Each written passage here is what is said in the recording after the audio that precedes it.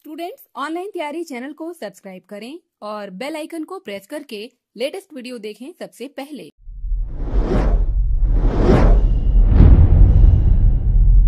Hello students, a very good evening to all of you. मैं आदित्य कुमार सिंह एक बार फिर से आप सभी का ऑनलाइन तैयारी के यूट्यूब चैनल पे स्वागत करता हूं।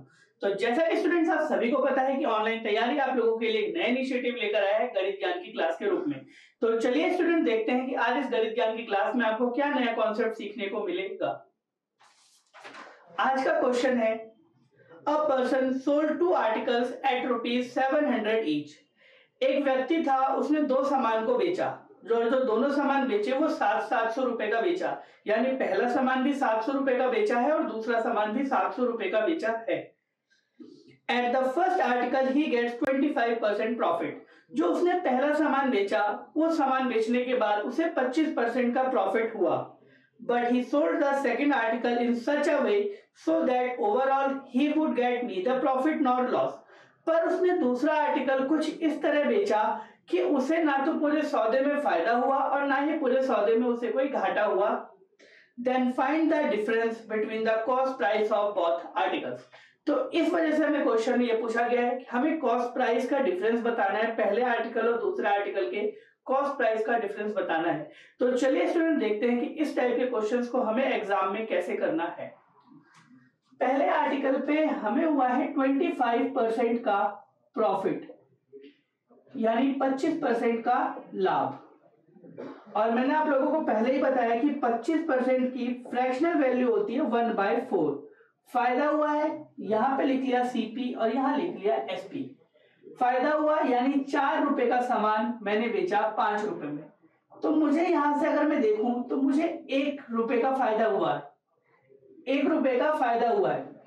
क्वेश्चन में की पॉइंट ये था कि दोनों वस्तुओं का सेलिंग प्राइस समान है, यानी अगर पहला वाला आर्टिकल मैंने 5 रुपए का बेचा है तो दूसरा वाला आर्टिकल भी मेरा 5 का ही बिकेगा।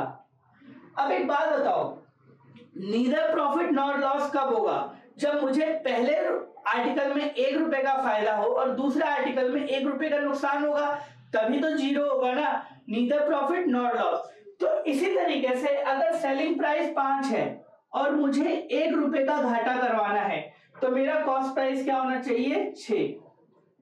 ये इक्वेशन बन गई। अब अगर क्वेश्चन में देखा जाए सेलिंग प्राइस जो 5 है, इस 5 यूनिट की वैल्यू क्वेश्चन में दी हुई है 700 रुपए। 5 यूनिट की वैल्यू क्वेश्चन में दी हुई है 700 रुपए कि उसने तो दोनों सामान को बेचा, वो 700 रुपए में बेचा। यानी मैं यहां से कह सकता हूं कि 1 यूनिट की वैल्यू कितनी हो गई मेरी? 140 रुपए। अब आंसर में मुझे निकालना है difference between the cost price of 2 articles. दोनों वस्तुओं के क्रय मूल्य के बीच में जो अंतर है मुझे वो बताना है। पहले वस्तु का क्रय मूल्य हुआ 4, दूसरी वस्तु का क्रय मूल्य हुआ 6। यानी अगर डिफरेंस कितना है सीपी का, क्रय मूल्य में अंतर,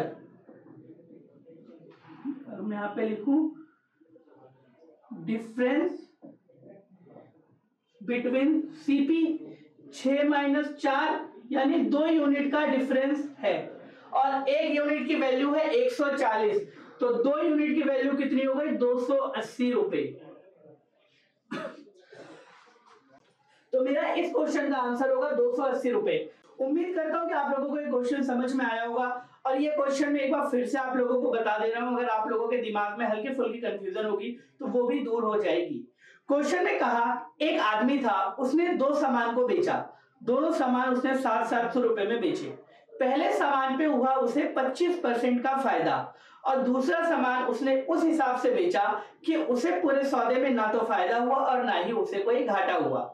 हमें बताना है कि दोनों जो सामान थे उसके क्रय मूल्य में क्या अंतर था। तो इस क्वेश्चन में मैंने क्या करा, 25% का प्रॉफिट दिया हुआ था, फ्रैक्शनल वैल्यू होती है 1/4। फायदा हुआ यानी 4 यूनिट का सामान उसने बेचा 5 में। यहां पे मुझे हुआ 1 का फायदा। तो दूसरे आर्टिकल का अगर सेलिंग प्राइस सेम है, क्योंकि क्वेश्चन में दिया हुआ है सेलिंग प्राइस सेम, अगर यहाँ 1 का फायदा हो रहा है तो यहाँ पर 1 का नुकसान होगा, यानी इसका सीपी कितना हो गया? 6। इस 5 यूनिट की वैल्यू दी हुई है 700 रुपए, तो 1 यूनिट की वैल्यू हो गई 140 और डिफरेंस क्या हो गया? सीपी का 6 - 4, 2 यूनिट, यानी मेरा आंसर क्या आ गया 280 रुपए। तो स्टूडेंट्स उम्मीद करता हूं ये क्वेश्चन आपको जो कॉन्सेप्ट मैंने बताया आप लोगों को अच्छी तरीके से समझ में आ गया होगा। अगर आप लोगों को अच्छा लगा कॉन्सेप्ट और समझ में आया तो वीडियो को लाइक कीजिएगा, शेयर कीजिएगा और जितने भी नए यूजर्स हैं आप सभी हमारे यूट्यूब चैनल को सब्सक्राइब कीजिएगा। आप सभी को आने वाले एग्जाम्स के लिए पूरी ऑनलाइन तैयारी टीम की तरफ से ऑल द बेस्ट।